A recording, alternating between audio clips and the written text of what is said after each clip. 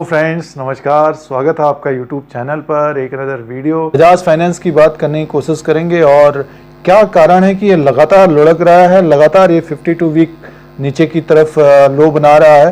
तो समझने की कोशिश करेंगे कि आने वाले लगभग 3 से 6 महीने तक ये किस तरह का कारोबार कर सकता है। और इससे पहले भी वीडियो के माध्यम से बताने की कोशिश थी, ये लगभग 2700, 2800, 3000 तक गया, तो बताने की कोशिश थी कि अभी बजाज फाइनेंस में दबाव रहेगा और जिनका रेट आ रहा है तो उनको निकलने की कोशिश करनी चाहिए। जिनको प्रॉफिट मिल रहा है लोअर लेवल से ऊपर की तरफ गया है तो प्रॉफिट बुक करने की कोशिश करनी चाहिए और कुछ डिसीजन लेने की कोशिश करनी चाहिए।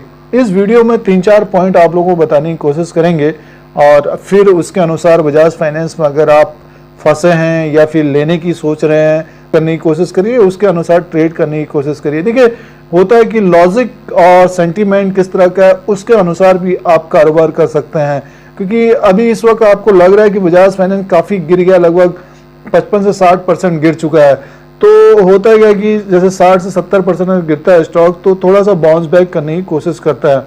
अब एक पॉइंट तो ये है कि ब्रोकरेज हाउसेस ने जो अपना टारगेट देना स्टार्ट कर दिया है, लगभग 1700 से 1600 का टारगेट दे दिया है, तो उसकी तरफ ही आने की कोशिश कर रहा है अभी। और अब जो है जो बंदी है, जैसे कि 3 मई तक है, लॉकडाउन में हैं हम लोग, तो हो सकता है कि आपको जून तक ये लॉकडाउन देखने को मिले। कुछ कंपनियों के कामकाज स्टार्ट होने की संभावना है, बट बजाज फाइनेंस जैसे कि आप जानते हैं कि इसका कारोबार क्या है कि कारोबार ये है कि लोन देना, और जब तक पूरी तरह से खुले लॉकडाउन नहीं खुलेगा तो फाइनेंशियल सेक्टर के शेयरों में कमजोरी बनी रहेगी। उसमें से बजाज फाइनेंस इसलिए ज़्यादा गिर रहा है क्योंकि ये काफ़ी अच्छा रिटर्न दिया है। अगर आपने पिछला वीडियो नहीं देखा होगा तो 2016 और 17 में काफ़ी नीचे की तरफ था ये। अब जो है इसने 2000 का भी जो इसका सपोर्ट था एक तरह से मान के चलिए, और वो नीचे की तरफ बंद हुआ है। आज लगभग 8-8.5% नीचे की तरफ है। तो बजाज फाइनेंस में प्रेशर रहेगा तो बजाज फिनसर्व में भी प्रेशर रहेगा। काफ़ी अच्छा स्टॉक है वो भी, बट ये है कि अगर किसी कंपनी ग्रुप के अगर एक शेयर में अगर कमजोरी होती है तो दूसरा शेयर भी नीचे की तरफ आने की कोशिश करता है, क्योंकि दोनों का काम देखिए फाइनेंस से रिलेटेड है, इसीलिए वो शेयर नीचे की तरफ आने की कोशिश कर रहा है। और बहुत सारे लोग इस चीज़ को समझने की कोशिश करते हैं, स्पेशली नए लोग नहीं समझते हैं, क्योंकि बजाज फाइनेंस एक अच्छी कंपनी है, ब्लू चिप कंपनी है, मैनेजमेंट भी अच्छा है, बट जो सिचुएशन है अभी उसके वजह से इसमें प्रेशर है और आने वाले दिनों में भी प्रेशर रहेगा। मैनेजमेंट ने कहा है कि लगभग 6 महीने लग सकते हैं ग्रोथ आने में, और लगभग 3 से 3.5 लाख ग्राहक खोए थे मार्च के महीने में। अब अप्रैल के महीने में कितने खोए होंगे आप अंदाजा लगाइए, क्योंकि काम ही नहीं हो रहा है। तो अगर काम ही नहीं हो रहा है तो बिजनेस कहाँ से होगा। प्लस ये है कि अभी अप्रैल का तो ये पूरा मन चला गया, फिर मई का कुछ हो सकता है कि अगर लॉकडाउन बढ़ता है तो आप उसमें फिर आप नुकसान जो क्वार्टरली रिजल्ट आएगा उसमें नुकसान देखने को मिला। इसीलिए बजाज फाइनेंस में ज़्यादा गिरावट हो रही है, स्पेशली देखिए फाइनेंशियल सेक्टर के शेयर्स में। एचडीएफसी का इतना अच्छा रिजल्ट आया, वो 1000 के ऊपर नहीं हो पा रही उसमें। जैसे कि आज न्यूज आ गई म्यूचुअल फंड का जो अभी 26,000 करोड़ से 28,000 करोड़ तक का प्रॉब्लम है फ्रैंकलिन टेम्परेंट इंडिया में, इसीलिए फाइनेंशियल सेक्टर के शेयर में कोई ना कोई खबर आ जा रही है तो गिरावट हो रही है। अब देखिए बजाज फाइनेंस में आप लोगों को 2-3 ये कारण बताने की कोशिश, जैसे कि आप बंदी है और हो सकता है कि और लॉकडाउन बढ़े इंडिया में, जैसे कि यूरोपियन कंट्री में जून तक हो गया तो इंडिया में भी बढ़ने के आसार होंगे।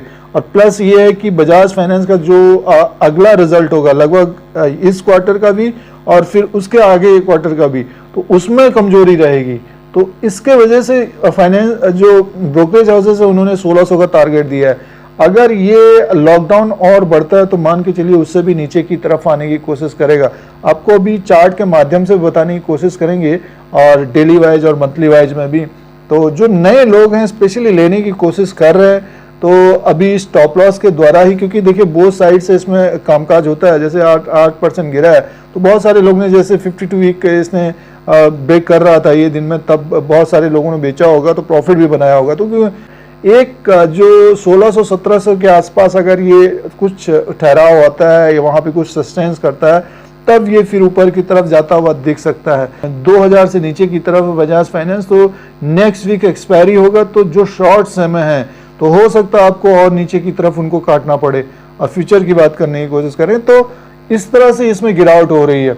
अभी फिलहाल इस शेयर को जो भी लेना चाहते हैं, थोड़ा सा आप अपने विवेक बुद्धि के अनुसार काम करने की कोशिश करिए। जो प्रॉब्लम दिख रही है उसके अनुसार बजाज फाइनेंस को दिक्कतों का सामना करना पड़ेगा।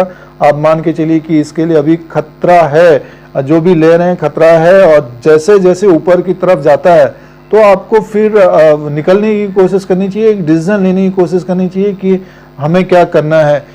देखिए, बजाज फाइनेंस का चार्ट है और अब लगभग 2000 के नीचे ये कारोबार कर रहा है।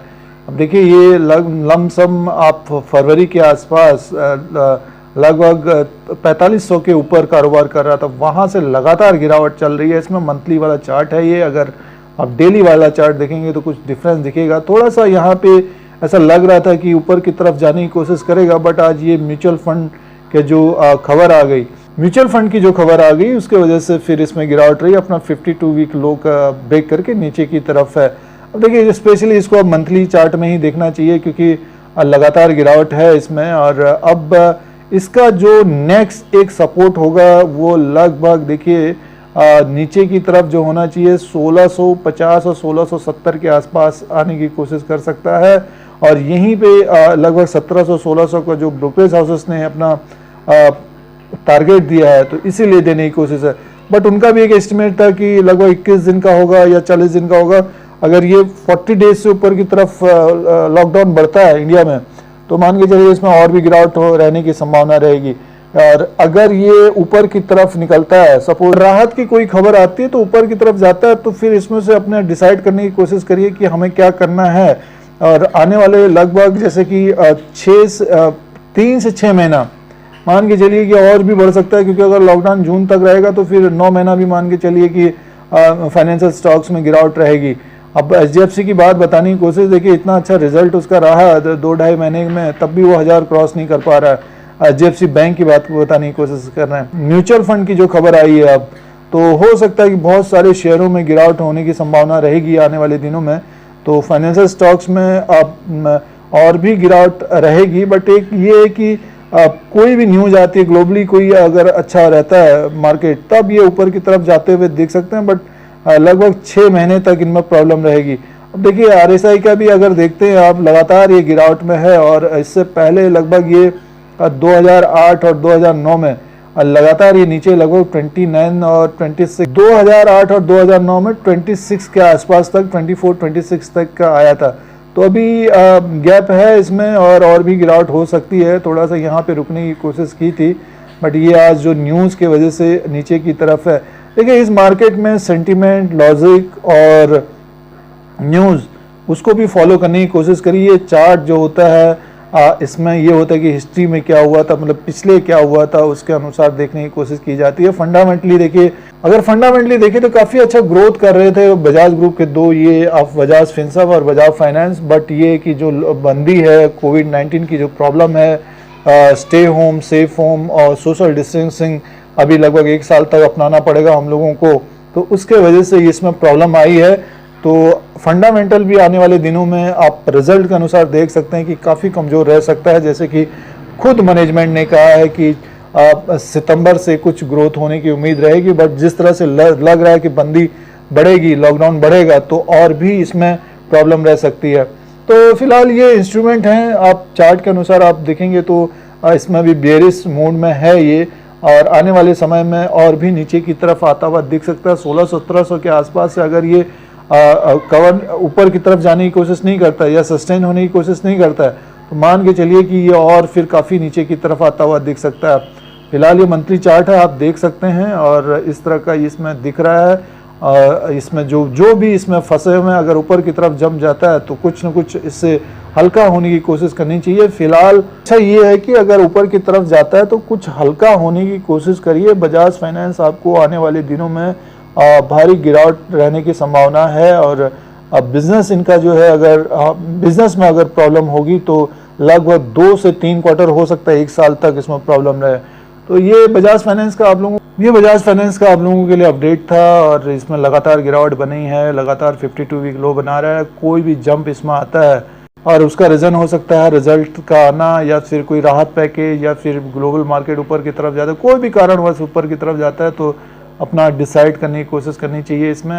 अगर आपको ये YouTube channel India Dheeraj Singh देखना है तो सब्सक्राइब और बेल आइकन को प्रेस करिए। आप लोगों को इसी तरह से इंडिया का जो शेयर मार्केट है, स्टॉक मार्केट है, फाइनेंशियल मार्केट है, उसका अपडेट, एनालिसिस, न्यूज़ सारा कुछ लेटेस्ट देने की कोशिश करते हैं और अलर्ट करने की कोशिश करते हैं। फिर कोई नया वीडियो लेके आएंगे। आज के लिए इतना ही।